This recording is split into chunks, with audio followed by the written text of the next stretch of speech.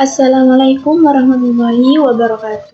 Halo guys, kembali lagi bersama saya Nadia Salsabila. Di sini saya akan menerangkan sedikit mengenai materi ekonomi, yaitu akuntansi.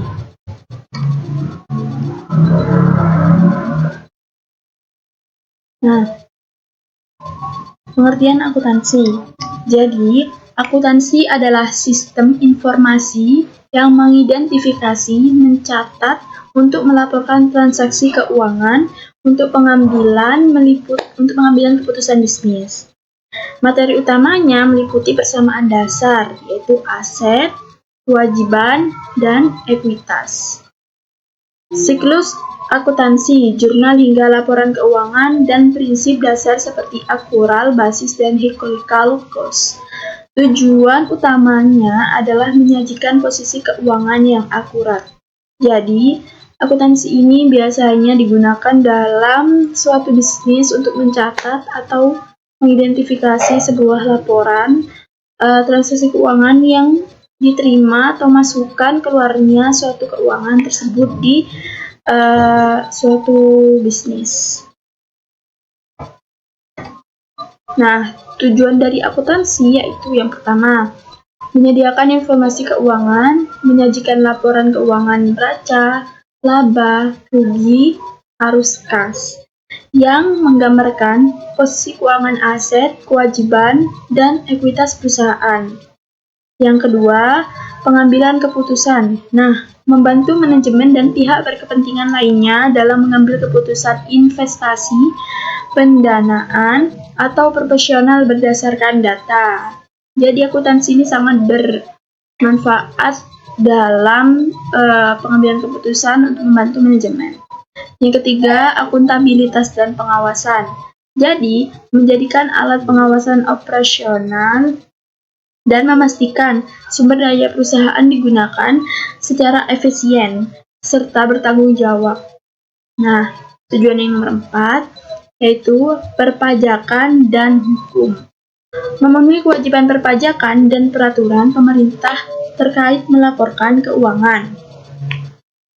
Nah, yang nomor 5 di sini mengetahui perubahan sumber ekonomi, melacak perubahan pada aset, utang, dan modal bersih perusahaan dari waktu ke waktu. Di sini ada persamaan dasar akuntansi. Formula utama yang mendasari semua pencatatan di akuntansi itu aset itu bisa dimaksud harta, sama dengan kewajiban, utang, ditambah ekuitas modal. Nah, yang pertama, aset. Aset adalah sumber daya yang dimiliki perusahaan, seperti kas, piutang, persediaan dan gedung. Yang kedua, kewajiban. Utang perusahaan kepada pihak lain. Ekuitas, hak milik pemilik atas aset setelah dikurangi kewajiban. Nah, di sini siklus akuntansi atau proses pencatatan. Yang pertama, analisis transaksi. Mengidentifikasi bukti transaksi. Jurnal itu mencatat transaksi ke buku jurnal. Posting, memindahkan catatan jurnal ke buku besar. Jadi ada perbedaannya ya, buku besar dan jurnal. Jurnal dulu baru ke buku besar. Yang keempat, neraca saldo, menyusun daftar saldo akun. Yang kelima, jurnal penyesuaian, menyesuaikan akun-akun agar mencerminkan kondisi real atau nyata. Yang keenam, laporan keuangan, menyusun laporan final. Yang ketujuh, jurnal penutup, menutup akun nominal, pendapatan, dan beban di akhir periode. Nah, di sini ada komponen laporan keuangan. Laporan yang dihasilkan proses akuntansi. Yang pertama, laporan laba rugi. Laporan laba rugi ini menunjukkan kinerja keuangan, pendapatan, beban. Yang kedua, laporan perubahan ekuitas menunjukkan perubahan modal. Yang ketiga, neraca atau laporan posisi keuangan menunjukkan posisi aset, utang, dan modal. Laporan arus kas, arus masuk dan keluar kas. Nah, yang kelima, catatan atas laporan keuangan. Jadi itu beberapa komponen yang ada di laporan keuangan. Nah, Di sini juga ada bidang-bidang akuntansi. Akuntansi keuangan fokus pada laporan untuk pihak eksternal. Akuntansi manajemen fokus pada keputusan internal manajemen. Akuntansi perpajakan menghitung pajak berdasarkan undang-undang.